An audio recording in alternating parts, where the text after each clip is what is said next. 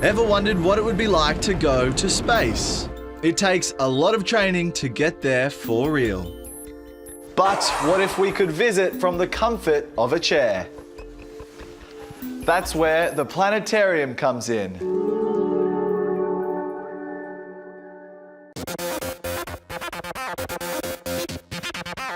This is Paul. He'll be our outer space tour guide. He's such an expert in astronomy that he's been given the nickname Starman. So Paul, what exactly is a planetarium and what's its purpose?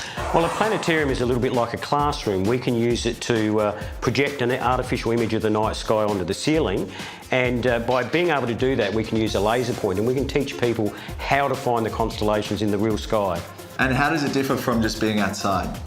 Well, of course, we're inside, the weather doesn't bother us. If it's cloudy, we can still project an image onto the ceiling. But of course, if it's the real sky, we have to wait for good weather and we have to be away from the city to get away from the street lighting and so on. And obviously you don't have one of these bad boys when you're outside. What exactly is this?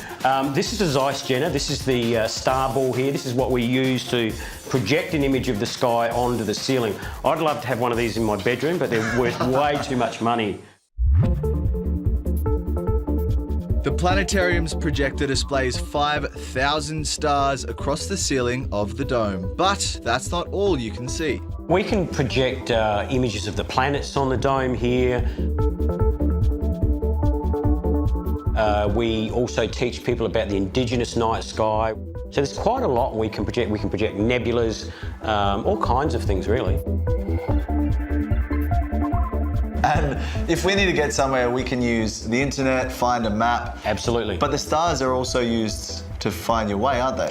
Yeah, certainly in the past, Indigenous groups within Australia, some would navigate by the stars. They'd use the stars as a timepiece, if you like, to know when certain plants were growing, when certain animals were around. And of course, other groups worldwide, like the Māori people in New Zealand, would navigate the oceans by the largest ocean on Earth, the Pacific, by navigating by the stars. So this is your map? Absolutely.